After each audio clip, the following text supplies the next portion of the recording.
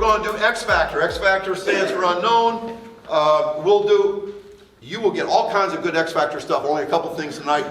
So you can get a great dose. And a lot of times, you learn a lot from a presentation. You learn a lot more about watching it done. Most people, when they come to a practice, they say, is this all you do? Oh, yeah. I could do this. Oh, yeah, you can. You can. It's not that. But it's to watch it being coached and stuff, I think has some value. It's not just, here's the recipe. It's kind of neat to see some cook do the recipe. These are alternative workouts for sprinters. I have my own take. I think good sprinters have bounce. You understand what that means? They bounce, they can bounce.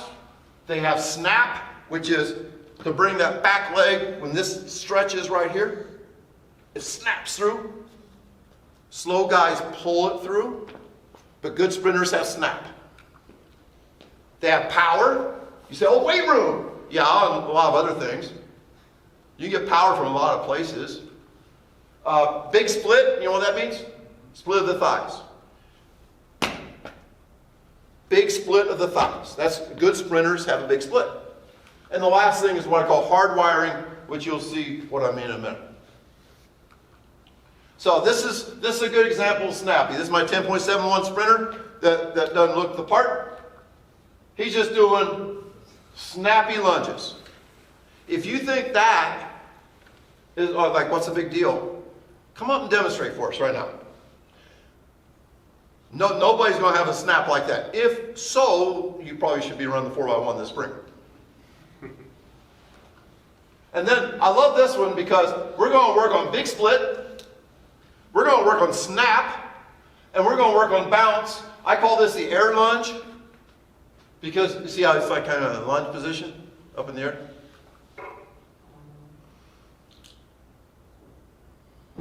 Slow kids can't do that. So let's everybody work on it. Let's all get better at it. Stop doing shit that makes you slow.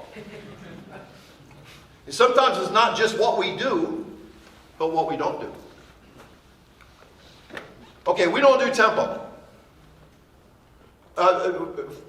Tempo to me is like you run a whole lot and you're not running, you're not sprinting, you're not in spikes, and you kind of look like a sprinter though. You're not just doing this. Tempo running. You know, like, hey, we're going to do 20 hundreds. That's tempo running. That's not sprinting. That's tempo running. Now, if you do tempo, I know a guy does tempo and he's awesome, and all we've proven is you don't have to. You understand the difference? Like, I'm not saying the tempo will kill you. I'm just saying that we don't do it and we're okay. Endurance running makes bad mechanics a habit.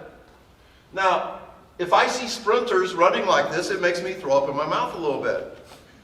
Because do they have big splits? Nobody, right?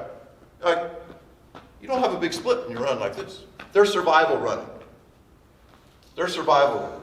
John O'Malley talks a lot about how it's unacceptable to do trashy running. And his freshman, #1 goal is speed. It's crazy. For cross country, #1 goal is speed. So there's no bounce, no snap, no big split, no power, but lots of, what does hardwiring mean? The brain developing pathways. You're developing habits. Hardwiring is habits, like neurological, muscular habits. That's why we don't do this. We don't do conditioning. Feed the Cats football teams don't do any conditioning at all. Zero. They let practice and games condition them for the game. Otherwise, they work on getting athletic.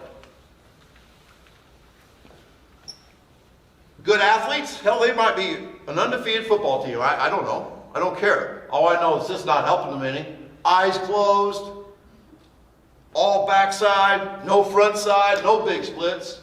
They're checked out. In their brain, I could have like thought things coming out saying, this sucks, I hate this. How many more do we got? I think this is an important slide. I realize we're track coaches, but Steph runs almost 3 miles in an NBA game and plays about 34 minutes. Exact numbers are up there.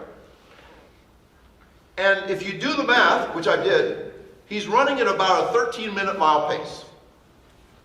You know what that's like, right?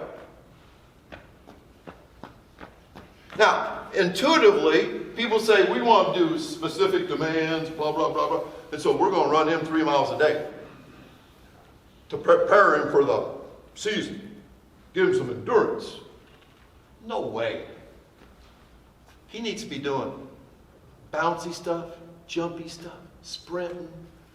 We need to train the extremes of athleticism with Steph. Soccer athletes are the absolute, this is the best example of all. Every college soccer coach I've talked to, and once again, I don't know anything about soccer, but I'm like a consultant with some soccer teams. And I always say, who do you look for? Who do you recruit? Describe your best player. Fast, explosive. Fast, explosive. Fast, explosive. Never do they say, slow but can run all day. Never say that. So, if soccer athletes run over 9 miles per game, do we train with 9-mile runs? I don't think so. We train athletes. We want girls that look like that, playing soccer. Talk, parents that get exposed to Feed the Cats, who have soccer kids, it's pretty bad. I mean, it's you know, how things can be a blessing and a curse. It's a blessing to learn Feed the Cats. It's a curse to watch what your kids have to go through in soccer. The amount of running and misery and injury, it's a mess. Speed creates endurance. Marcellus here was outworked probably 3-1 by all these poor guys that he's kicking their ass. Maybe 5-1. They all outworked him, but he was fast. Here's the other thing. Did the last 100 meters suck for Marcellus in this race? He's ahead, but it sucked. Did the last 100 meters suck for the hard workers in the back? So you understand the speed logic here? Now people can say, well, we run 300s and 500s and we have a great 4x4. Maybe all I'm proving is you don't have to do that. There's a more joyful way to accomplish the same thing.